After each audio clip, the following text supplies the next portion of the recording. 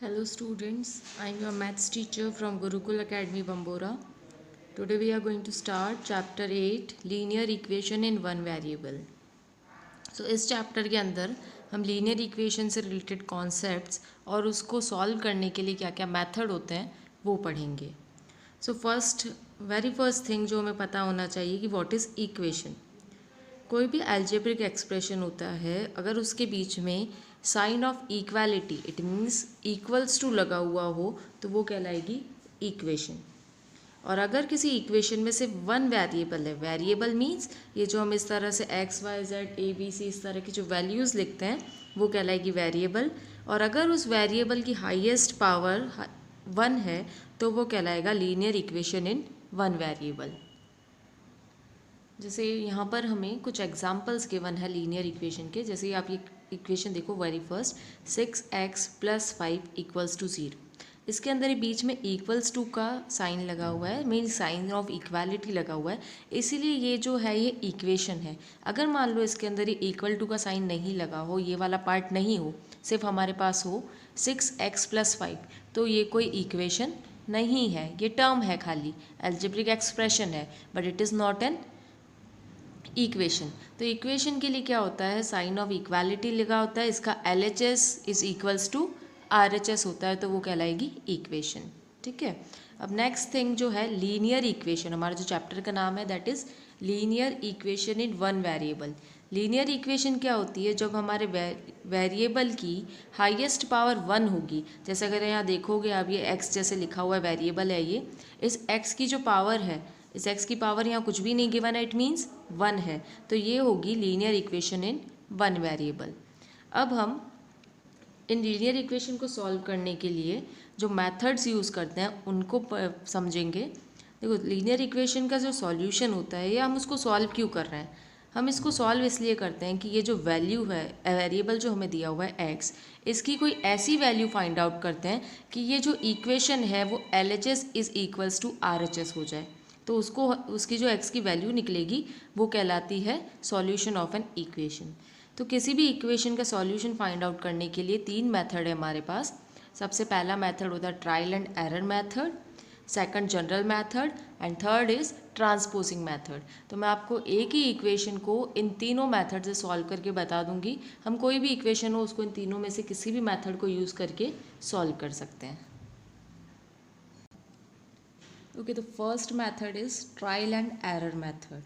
इस trial and error method में हम क्या करते हैं कि हमें जो भी वेरिएबल है हमारा x, उसकी हम कोई भी वैल्यू अज्यूम करते हैं, कि गैस करते हैं या इसकी जो वैल्यू है वो ये हो सकती है, और हम उसको LHS में या RHS में उसकी वैल्यू को रख कर सॉल्व करते हैं. अगर LHS is equals to RHS आ जाता है, it means our answer is correct. जैसे इसको ट्राई करते हैं, हम एक इक्वेशन ले लेते हैं, x + 6 इज इक्वल्स टू 12. यह है हमारी लीनियर इक्वेशन. अब हम ट्रायल एंड एरर मेथड में इस x की वैल्यू को अज्यूम करेंगे. x की वैल्यू जैसे मान लो हम अज्यूम करते हैं 1, तो जो इसका LHS है इक्वेशन का LHS मतलब क्या होता है, राइट हैंड साइड. तो इस इक्वल्स टू के राइट हैंड साइड वाला जो पार्ट है वो क्या है, x + 6. तो इसके अंदर हम x की जगह पर रख लेंगे 1, क्योंकि हमने अज्यूम क्या करी है, इसकी वैल्यू 1 करी है. तो इसको जैसे LHS पार्ट में रखो, x की जगह पर हमने रखा 1, फिर हो जाएगा +6. अब इसको हम सॉल्व करेंगे, 6 + 1 कितना होगा, 7. 6 + 1 इज इक्वल्स टू 7. लेकिन हमारे जो इक्वेशन है उसके अकॉर्डिंग क्या होना चाहिए, RHS कितना गिवन है हमें, 12. तो x की वैल्यू 1 सब्सटीट्यूट करने पर हमारा जो आंसर है वो 7 आ रहा है, जबकि आंसर होना चाहिए 12. इट मीन्स हमारा LHS और RHS इक्वल नहीं आया है, so it is not equal. तो यहाँ हम लिख लेंगे नो. फिर अभी हमने 1 अज्यूम करके देखा, अब हम नेक्स्ट गैस करते हैं कि इसकी वैल्यू 2 हो सकती है. सो जब इस x + 6 में अब x की जगह पर हम क्या रखेंगे, 2 रखेंगे. सो ये हो जाएगा 2 + 6. 2 + 6 कितना होगा, 2 + 6 इज 8. बट हमारा आंसर क्या होना चाहिए, 12. इट मीन्स x की वैल्यू 2 भी नहीं है, तो यहाँ लिख लेंगे नो. अब x की वैल्यू 3 रख के देखते हैं. x + 6 में x की जगह पर हम रख लेंगे 3. सो ये जगह 3 + 6. 3 + 6 कितना होता है, 9, जबकि चाहिए कितना, 12. सो ये भी x की वैल्यू नहीं है. नेक्स्ट हम x की वैल्यू ले लेते हैं 4, तो x की जगह पर रख देंगे 4, तो ये जगह 4 + 6, 4 + 6 कितना होता है 10, लेकिन हमें चाहिए 12, सो x की वैल्यू 4 भी नहीं है। देन 5, x की जगह पर अब 5 रखेंगे, तो ये जगह 5 + 6, 5 + 6 कितना होता है 11, जबकि हमारा RHS है 12, सो x की वैल्यू 5 भी नहीं है, नो।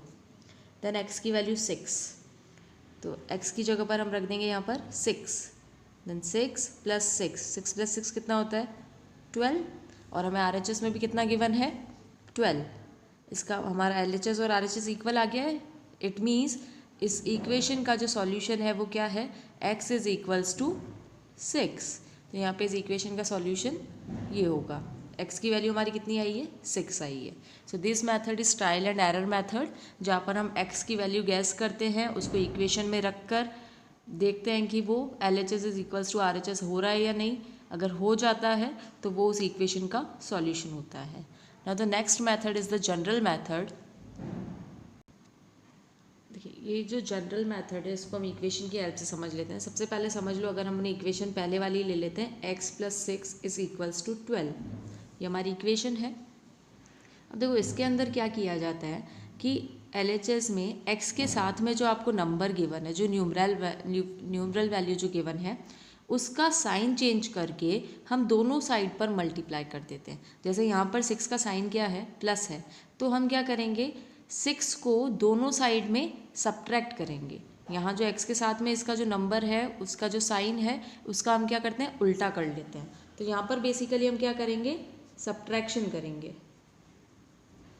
सब्ट्रैक्शन कैसे कर रहे हैं हम, x के साथ में x + 6 तो है ही है, LHS में क्या है हमारे पास x + 6, तो इसमें 6 के साथ में हम 6 का अपोजिट साइन ले लेंगे, मतलब -6 ले लेंगे और दोनों तरफ कर देंगे। तो इधर तो ये हमने -6 लिख लिया, इधर RHS में हमारे पास क्या है 12, तो 12 में से भी हम क्या कर लेंगे -6। अब इसको सॉल्व करो, देखो 6 में से 6 माइनस हुए तो कितना हो जाता है 0, है ना। 6 - 6 तो 0 ही होता है। और x के अंदर अगर हम 0 प्लस करेंगे तो किसी भी नंबर के अंदर 0 प्लस करो या माइनस करो आंसर सेम आता है। तो यहाँ पर क्या बच जाएगा सिर्फ x = यहाँ पे 12 - 6, जब 12 में से 6 माइनस करोगे तो कितना बचेगा 6। तो x की वैल्यू क्या हो गई हमारी, x = 6। यहाँ पर हमने क्या किया था सब्ट्रैक्ट किया है -6 ऑन बोथ साइड्स, ठीक है। यहाँ पर हमने -6 दोनों साइड पर सब्ट्रैक्ट किया है इसको सॉल्व करने के लिए। चलो ये तो था एडिशन। अब इसी इक्वेशन में मान लो सब्ट्रैक्शन एडिशन फॉर्म में था ये, तो हमने क्या किया साइन चेंज करा तो सब्ट्रैक्शन में करके इसको सॉल्व कर दिया। अब मान लो अगर हमारी इक्वेशन हो x - 6 = 12, अब यहाँ पर ये क्या हो गया माइनस में, तो हमें यहाँ पे करना क्या पड़ेगा इस इक्वेशन को सॉल्व करने के लिए, हम यहाँ पर इसका एडिशन करेंगे। तो एडिशन करेंगे तो हम दोनों तरफ क्या करेंगे, x के साथ में यहाँ पर न्यूमरल वैल्यू क्या है 6 है, माइनस में है, तो दोनों तरफ हम क्या करेंगे 6 को ऐड कर देंगे, LHS में भी और RHS में भी। तो ये हो जाएगा x - 6, LHS में हमें यही गिवन है तो एज इट इज़ लिख लिया हमने इसको। फिर लिखेंगे +6 और इस RHS में भी क्या करेंगे +6 करेंगे। हमने क्या किया है ऐड 6 ऑन बोथ साइड, हमने दोनों साइड में 6 को ऐड किया है। अब इसको सॉल्व करो, देखो एक प्लस में एक माइनस में, प्लस माइनस क्या होता है माइनस होता है ना, तो 6 में से 6 माइनस करेंगे तो 0 आएगा।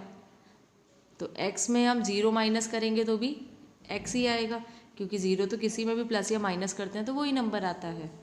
फिर 12 + 6 करेंगे तो 12 + 6 कितना होता है 18। तो इस जो इक्वेशन है हमारी ये x - 6 = 12, इसका जो सॉल्यूशन है वो क्या है 18 है। ये तो हो गया सब्ट्रैक्शन और एडिशन। अब हम देखते हैं मल्टीप्लिकेशन और डिविजन में क्या होता है। एक इक्वेशन ले लेते हैं जैसे कि x/12 = 6, ये इक्वेशन ले ली अपन ने। यहाँ पर अगर देखोगे तो यहाँ पर ये x के साथ कौन से फॉर्म में है, ये नंबर अपॉन में लिखा हुआ है तो मतलब डिवाइड फॉर्म में है। तो जब डिवाइड फॉर्म में होता है, जैसे यहाँ पर हम क्या कर रहे थे, देखो प्लस में था तो हमने सब्ट्रैक्ट कर दिया, माइनस में था तो हमने एडिशन कर दिया। अब यहाँ पर डिवाइड में है तो हम क्या करेंगे मल्टीप्लिकेशन करेंगे। सो यहाँ पर हम लिख लेंगे मल्टीप्लिकेशन। ये मल्टीप्लिकेशन फॉर्म से हम सॉल्व करने वाले हैं। तो अब यहाँ पे x के साथ में 12 है, तो हम क्या करेंगे 12 को LHS और RHS दोनों में मल्टीप्लाई करेंगे। तो ये हो जाएगा x/12 into 12 is equals to 6 into 12। ये चीज़ समझ आई? क्या किया हमने, दोनों तरफ 12 को मल्टीप्लाई कर दिया। यहाँ पे पहले मैं लिख लेती हूँ मल्टीप्लाई 12 ऑन बोथ साइड। तो देखो ये 12 से 12 कैंसिल हो जाएगा, यहाँ पर कुछ भी कैंसिल नहीं हो रहा है, तो इधर क्या बच गया, यहाँ 1 हो गया। तो x इंटू 1, किसी भी नंबर को 1 से मल्टीप्लाई करते हैं तो वही नंबर आता है। तो यहाँ हो जाएगा x, और 6 इंटू 12 करेंगे, 12 6 क्या होता है 72 होता है। तो हमारी x की वैल्यू क्या आ गई 72। तो मल्टीप्लिकेशन के बाद नेक्स्ट हम देखते हैं डिवीजन। ठीक है, जैसे इक्वेशन ले लेते हैं 6x इज इक्वल्स टू 12। ये हमने इक्वेशन ली है 6x इज इक्वल्स टू 12। यहाँ पर जो x के साथ जो नंबर है 6 वो कौन से फॉर्म में, मल्टीप्लाई फॉर्म में। तो मल्टीप्लाई को उल्टा हम क्या कर देते हैं, डिवाइड कर देते हैं। इट मीन्स हम इस 6 को क्या करने वाले हैं, LHS और RHS दोनों में क्या करेंगे, इसका डिवीजन करेंगे। तो 6x/6 इज इक्वल्स टू 12/6। यहाँ पर हमने क्या किया है, डिवाइड 6 ऑन बोथ साइड। ठीक है, 6 हमने दोनों तरफ डिवाइड किया। तो यहाँ पे देखो 6 से 6 कैंसिल हो जाएगा, है ना, 1 टाइम दोनों कैंसिल हो रहे हैं। यहाँ पर 6 1 जा 6 एंड 6 2 जा 12। तो इस तरफ हमारे पास क्या बचा, इस तरफ हमारे पास बच रहा है x, और इस तरफ क्या बचा है 2। इट मीन्स x की वैल्यू क्या हो गई 2। तो यहाँ पर अभी हमने चारों मेथड देखे। जनरल मेथड हम सब्ट्रैक्शन, एडिशन, मल्टीप्लिकेशन और डिवीजन चारों ही चीज़ कर सकते हैं। अगर हमारी इक्वेशन जो है उसके साथ जो वेरिएबल है, वेरिएबल के साथ जो नंबर है, अगर वो प्लस में है तो हम उसको माइनस कर देते हैं, अगर माइनस में है तो प्लस कर देंगे, डिवाइड में है तो मल्टीप्लाई कर देंगे, और मल्टीप्लाई में है तो डिवाइड कर देंगे। तो ये है जनरल मेथड इक्वेशन को सॉल्व करने का। Now the last third type of method is transposing method, या इसको ट्रांसपोजिशन मेथड भी बोला जाता है। जैसे यहाँ पर हम इक्वेशन ले लेते हैं 3x + 8 इज इक्वल्स टू 35। अब जो ट्रांसपोजिशन मेथड होता है इसके अंदर हम क्या करते हैं, सारी जो टर्म्स है जिसके अंदर वेरिएबल है उसको तो लेफ्ट साइड पे रख लेते हैं, और जिसके अंदर नंबर है उसको हम क्या कर देते हैं, राइट साइड पे भेज देते हैं। जैसे यहाँ पे वेरिएबल वाली टर्म कौन सी है 3x है, और नंबर वाली कौन सी है, ये एक तो ये 8 है और दूसरी ये 35 है। तो हम ये जो वेरिएबल वाली टर्म है उसको तो रख लेंगे LHS में, तो वो हो गया 3x, फिर आ जाएगा इक्वल्स टू। अब ये जो नंबर है इसको उस तरफ भेज देंगे, इक्वल्स टू के उस तरफ। तो हमें ये चीज़ ध्यान रखनी है, जब भी हम ये नॉन वेरिएबल वाली टर्म्स को इक्वल्स टू के उस तरफ भेजेंगे, लेफ्ट हैंड साइड या राइट हैंड साइड जहाँ पर भी भेजेंगे, तो इसका जो साइन होगा हमेशा वो क्या हो जाएगा, चेंज हो जाएगा। जैसे यहाँ पर इसका साइन क्या है प्लस, तो जब ये इक्वल्स टू के उस तरफ जाएगा मीन्स राइट साइड जाएगा तो ये माइनस में हो जाएगा। तो ये क्या हो जाएगा 35 - 8। ओके, क्या हुआ ये 35 - 8। जब 35 में से 8 माइनस करेंगे तो कितना बचेगा 27। और इस इधर LHS में हमारे पास क्या है 3x। तो हमारी इक्वेशन देखो सॉल्व होकर अब क्या हुई है 3x = 27। लेकिन अभी भी हमें x की वैल्यू तो नहीं मिली है। तो अब हम क्या करेंगे, देखो इस तरफ ये x है और इधर इसके साथ क्या है 3, तो ये मल्टीप्लाई में है। अभी जैसे हमने जनरल मेथड में भी देखा था, ऐसे मल्टीप्लाई में होता है तो हम उसको क्या करते हैं, सॉल्व करने के लिए डिवाइड कर देते हैं। तो हम LHS और RHS दोनों के अंदर क्या करेंगे 3 को डिवाइड कर देंगे। ठीक है, जैसे हम क्या करेंगे डिवाइड 3 ऑन बोथ साइड्स। तो यहाँ पर हो जाएगा 3x/3 इज इक्वल्स टू 27/3। अब इसको सॉल्व करो, देखो 3 से 3 कट जाएगा, यहाँ पे 3 1 जा 3 एंड 3 9 जा 27। अब बचा क्या हमारे पास, इस तरफ तो बचा LHS में x फिर इक्वल्स टू, और RHS में क्या बचा 9/1 क्या होता है 9 होता है। तो x की वैल्यू हमारी क्या आ गई 9। तो ये है ट्रांसपोजिंग मेथड। अब हम इसकी एक्सरसाइज स्टार्ट करेंगे। एक्सरसाइज के जो क्वेश्चन है वो हम किसी भी मेथड से कर सकते हैं, but the best method is transposition method, क्योंकि जब बड़ी इक्वेशन होती है तो उसको हम ट्रायल एंड एरर मेथड से नहीं सॉल्व कर सकते हैं, वो सबसे लेंथी मेथड होता है। इसीलिए हम जनरल मेथड या ट्रांसपोजिशन मेथड को यूज़ करेंगे इक्वेशंस को सॉल्व करने के लिए।